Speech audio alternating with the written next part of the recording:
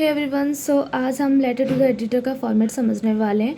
लेकिन इससे पहले मैं आपको ये बता देती हूँ कि हम लेटर टू द एडिटर कब लिखते हैं। ठीक है, देखिए जब हमें कोई भी प्रॉब्लम होती है ना, हमें अपनी कोई भी प्रॉब्लम जो उसकी कंप्लेंट हमें न्यूज़पेपर तक पहुँचानी होती है। जैसे कि मान लीजिए रोड में कुछ मतलब रोड ख़राब है या फिर पॉल्यूशन हो रहा है या फिर कूड़ा कचरा है हमारे एरिया में, तो हम क्या करते हैं, अपनी प्रॉब्लम को न्यूज़पेपर तक पहुँचाने के लिए लेटर टू द एडिटर को लिखते हैं। ठीक है, एडिटर को लेटर लिखते हैं जो हमारी प्रॉब्लम न्यूज़पेपर तक पहुंचाते हैं। ओके, तो मैं आज आपको इसका फॉर्मेट समझाने वाली हूँ कि किस तरीके से इसका फॉर्मेट होता है लिखने का।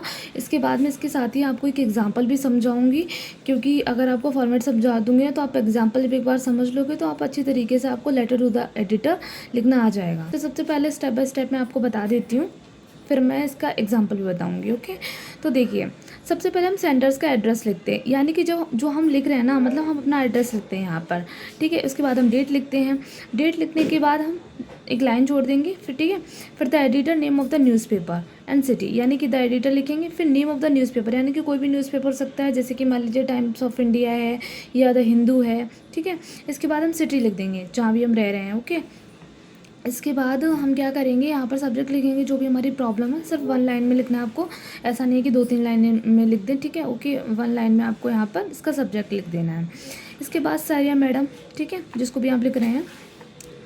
फिर क्या करेंगे हम नेक्स्ट, यहाँ पर देखिए 3 पैराग्राफ में हमको डिवाइड कर लेना है। ओके, फर्स्ट पैराग्राफ में हम क्या करेंगे, प्रॉब्लम को इंट्रोड्यूस करेंगे, जो भी हमारी प्रॉब्लम है उसको हम इंट्रोड्यूस करेंगे। इसके बाद हम क्या करेंगे कि उसका क्या इफेक्ट पड़ रहा है, अगर कोई भी प्रॉब्लम हुई तो उसका क्या इफेक्ट पड़ रहा है, तो थोड़ा डिटेल में वहाँ पर लिख देंगे, 3-4 लाइन में हम लिख देंगे। ठीक है, इसके बाद थर्ड पैराग्राफ में हम क्या करेंगे, जो भी अथॉरिटी उनसे हम रिक्वेस्ट करेंगे कि जो भी हमारी प्रॉब्लम है उसका कोई भी ना कोई सॉल्यूशन निकालिए। इसके बाद हम क्या करेंगे कि यहाँ पर हम थैंक यू लिख देंगे। इसके बाद नेक्स्ट लाइन में योर्स फेथफुली एंड देन अपना नेम। ओके, इस तरीके से पूरा फॉर्मेट होता है। अगर आपने ये फॉर्मेट समझ लिया ना, तो आप आसानी से अपने एग्जाम में क्वेश्चन को अच्छे से कर पाओगे। ओके, और अच्छे से मार्क्स गेन कर पाओगे।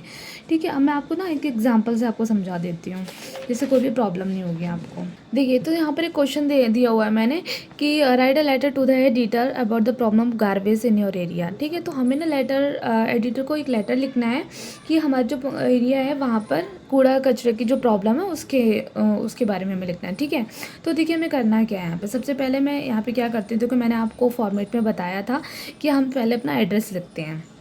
तो एड्रेस क्या हुआ, मान लीजिए मेरा एड्रेस है रत्ना विहार आगरा। ठीक है, अब यहाँ पर हमने एड्रेस लिख दिया अपना। इसके बाद हम यहाँ पर डेट लिखेंगे, जो भी डेट होगी, तो मैंने 8 मार्च लिख दिया है। ओके, फिर इसके बाद हम क्या करेंगे कि द एडिटर, फिर हम एक न्यूज़पेपर का नेम लिख, जो भी न्यूज़पेपर में हमें देना है तो हम नेम लिख देंगे द टाइम्स ऑफ इंडिया।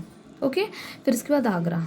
हाँ, अब हम क्या करेंगे, इसके बाद अब क्या करना है, देखो स्टेप बाय स्टेप आपको समझाती जा रही हूँ, जिससे प्रॉब्लम नहीं आएगी आपको पेपर में, तो इसलिए आप 1 बाय 1 समझते जाइए एक एक करके।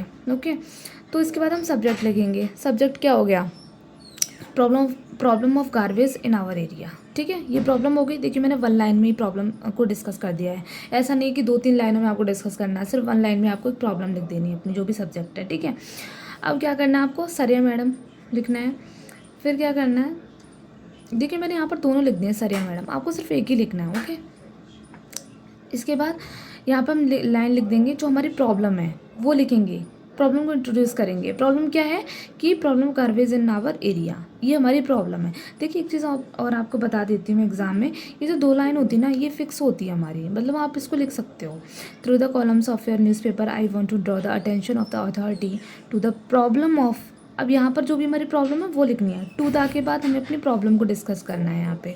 ठीक है, प्रॉब्लम यहाँ पे लिख देनी है अपनी, बस ये हमारा पहला पैराग्राफ कंप्लीट हो गया। अब हम दूसरे में क्या करेंगे कि यहाँ पर अपनी प्रॉब्लम को, जो हमारी प्रॉब्लम ना उससे क्या इफेक्ट हुआ है, क्या सोसाइटी पर इफेक्ट पड़ा है हमारे एरिया पर।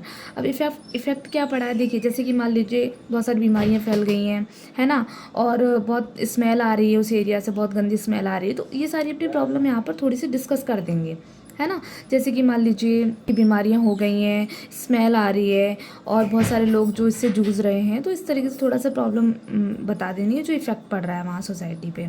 अब फिर हम क्या करेंगे, जो अथॉरिटी होगी उनसे रिक्वेस्ट करेंगे कि प्लीज़ यहाँ पर कोई ना कोई एक्शन लीजिएगा और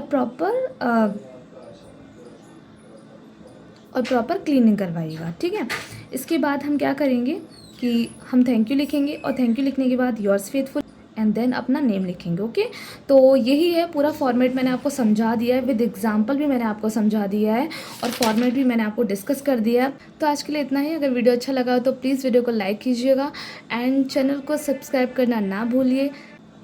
थैंक यू।